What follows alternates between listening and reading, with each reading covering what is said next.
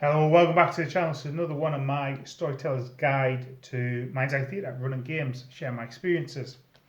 Today I'm going to talk a bit about structuring an evening and timings and things you might want to think about and do at the start of games, setting up games.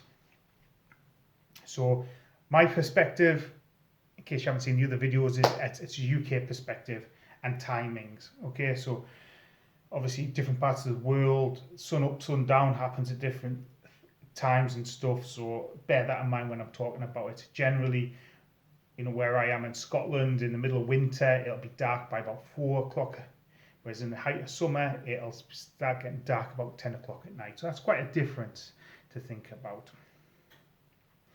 First, let's talk about game length. So for me, the sweet spot for game length is about 2.5 hours. 2.5 hours of solid in-game action, whatever's occurring.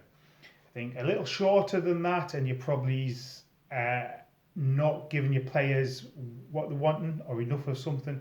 Too long than that, and unless it's a sort of a big convention lap game, like a big one shot,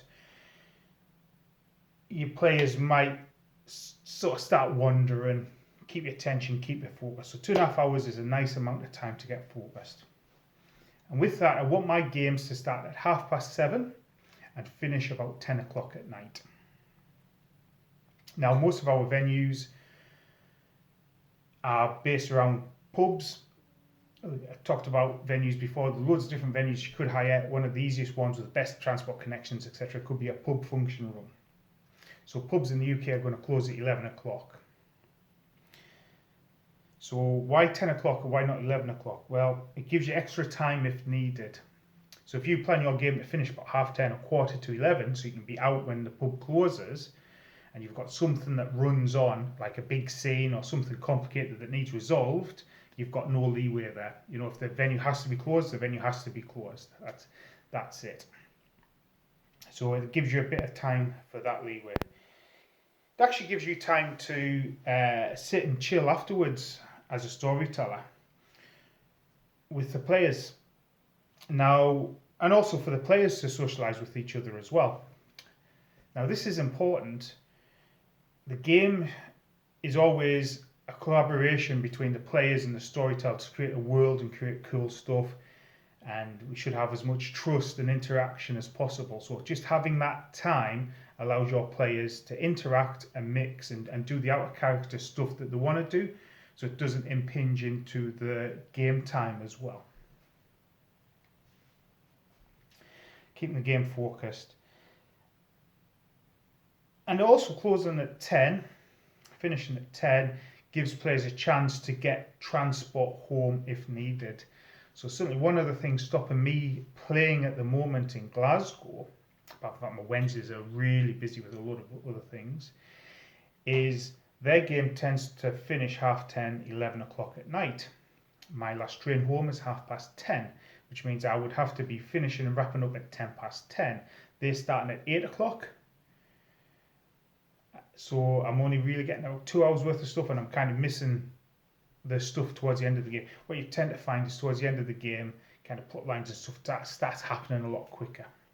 A prince might have a pronouncement that wraps up what's happened for the rest of the evening, or a harpy might do their harpy announcements for the evening, stuff like that. So I was just missing too much of the game to really sort of get stuck in and play the character I wanted to play. Now, I want the game to start at 7:30. That's going to be prompt. I said in another video about storytelling consistency, this is a key thing where it matters. Now, if I want the game, the time in to start at 7:30, I'm going to start the game announcements at 7:15. And if the players know it's always going to be the case, then they can arrange their schedules around being in the right place at the right time.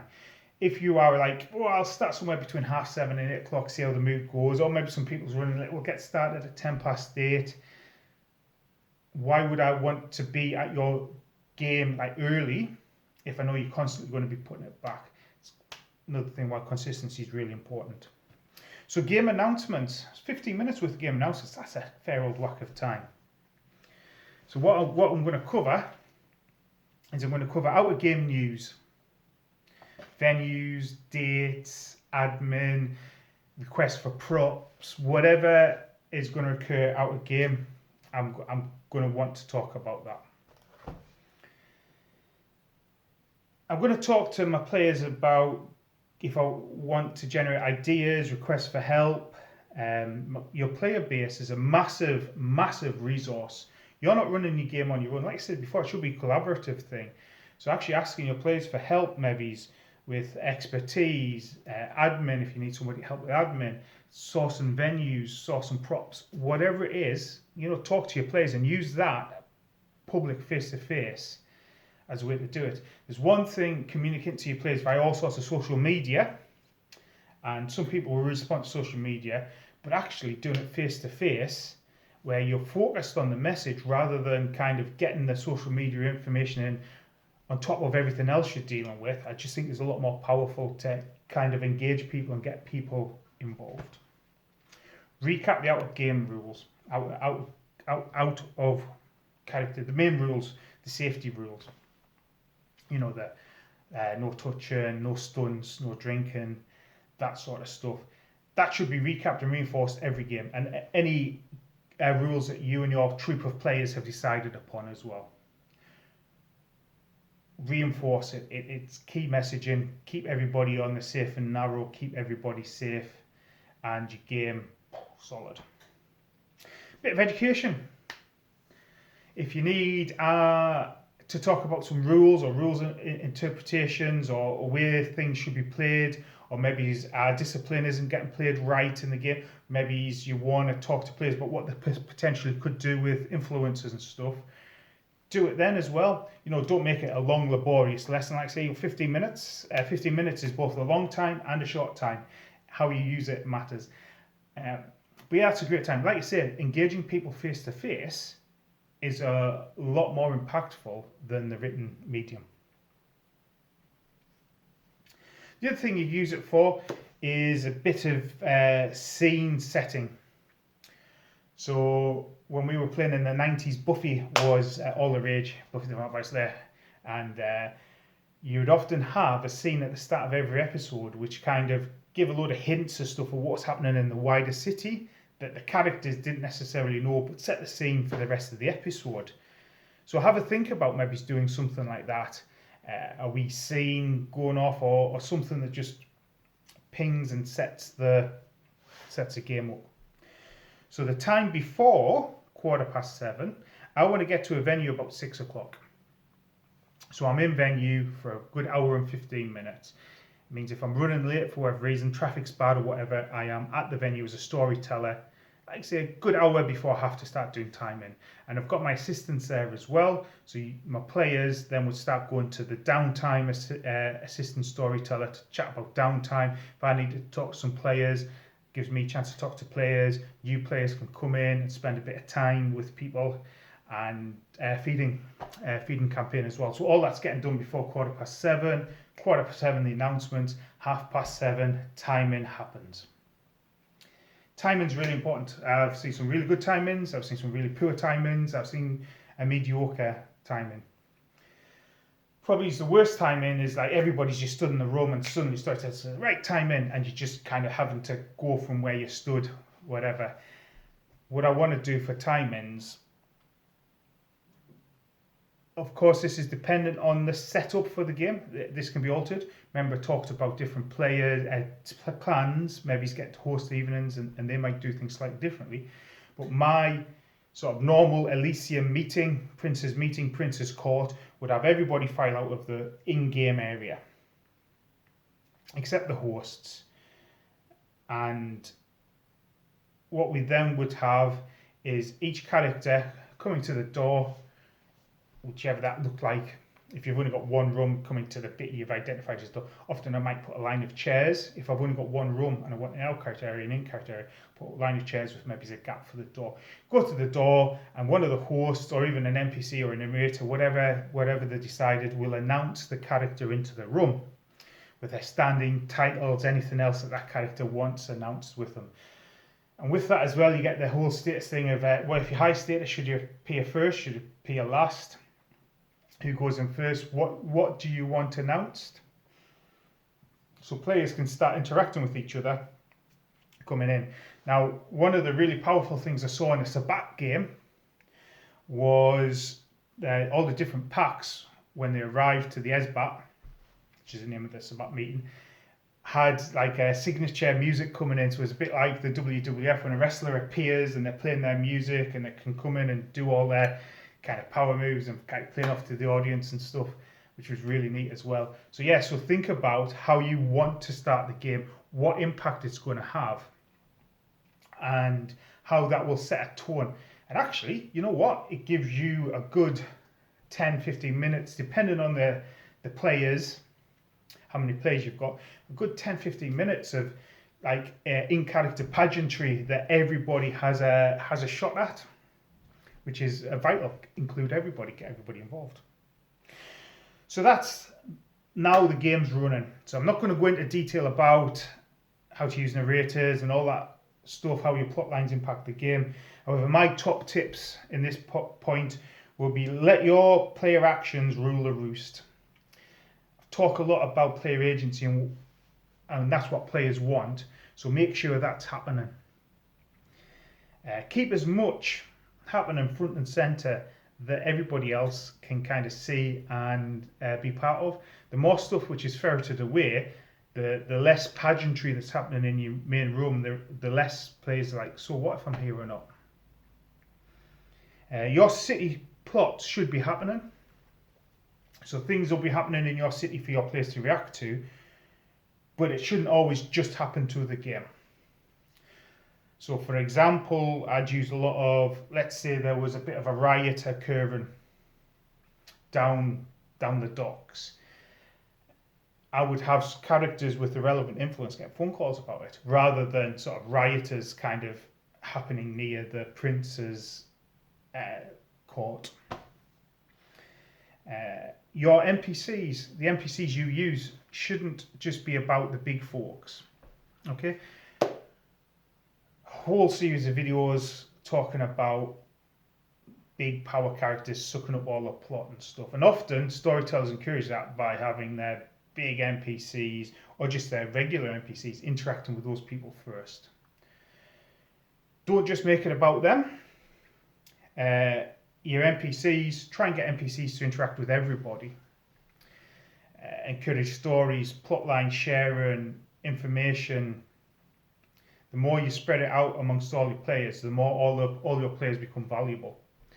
Because your big power NPC, if he's the first person to hear everything and deals with everything, nobody else is getting it. Trickle down, guess what folks? Trickle down economics just doesn't work. Trickle down plot doesn't work. That's my political message for the day. Yeah, just pushing all your plot to the big folks and expecting the big folks to naturally give it down to the players isn't going to work. Let the kind of small folks, the characters who aren't maybe high status, who aren't got positions in the city, the more they know, the more the high hoobahs of the Camarilla would need to go down to them and ask them for information. So if you want to filter information into the game, think about it starting off at the bottom and going up to the top rather than going at the top, because like I say, trickle down doesn't work. And the people at the top should be working for the information, and if you're going to create client patron relationships, then the people at the bottom need to be as valuable to the people at the top as vice versa. And your NPCs shouldn't always be baddies. Just because you've got an NPC doesn't mean they should be up to mischief and no good. You can have NPCs to information broken, selling stuff, fencing stuff. Something I learned, didn't learn, it was reminded to me running my tabletop games over lockdown there, was making NPCs who are just neutral or just kind of want to help the coterie for various reasons. That should be the same. Your NPC shouldn't just be baddies, so that when your narrators come in playing your NPCs, players shouldn't be thinking, oh, how are they going to screw me over? Well, they might not be. Just have nice, clear, open relationships based on boon station and prestation, and everything should be fine. Now we're going to talk about the infamous 10 o'clock monster. Well, it wouldn't be for me if I was running a game because we finished at 10 o'clock. There'd be no time for the 10 o'clock monster. That might have a different connotation. But anyway, so what would happen was in the UK, like I say, pub function rooms, games run to 11 o'clock. Storytellers might want to inject a bit of a vavavoom action into the game and have something happen around 10 o'clock, which probably is involved a mass combat of some description. Mass combats have their place, don't get me wrong. However, when it's occurring so frequently that it gets a name 10 o'clock monster, it doesn't always work for everybody. And often storytellers doing that because they need to add vavavoom and a bit of boredom happening in the game. So 10 o'clock, time out. Game has ended. The physical in-game stuff has ended. What you can do 10 o'clock, why that time's valuable. Thank everybody. Like I said, it's a collaboration between you and the storytellers. Storytellers can't have a game without players. Players can't have a game without storytellers. So it's probably more useful to thank the players and everybody who's helped you. Time to have a drink and relax. You and your players can de-stress from whatever cool, awesome stuff that's been happening in game. Chat to everybody. You as a storyteller, you as a leader of the game, need to chat to everybody. People hate the idea of cliques. Often cliques are just friendship groups. Friendship groups are comfortable with each other. You know, there's often nothing badder than that happening. So you as a storyteller, though, talk to everybody. Let's not have a tyranny of kind of friendship and cliquiness. You know what? If you're best mates at the game, see them another time. You know, go and talk to all your players, put yourself around, chat to everybody, create that real camaraderie of the game. Seek feedback. The more you get feedback from your players, the more they'll be willing to accept it. Talk about feedback, talk about how things went, and celebrate everybody. I said before, got rid of toxic players. That's one of my 101 lessons for storytelling. Celebrate everybody's achievements and what they've done for the game, and make sure everybody knows when your next game is and when they can do downtime and all that sort of stuff. But anyway, that's my thoughts on structure in an evening. If you've got any stuff you throw in there or do differently, give me a shout. I'd love to hear how you start your games if you're a storyteller. And I look forward to making a few more videos in this series. And so I'll catch you later. Bye for now. Bye bye.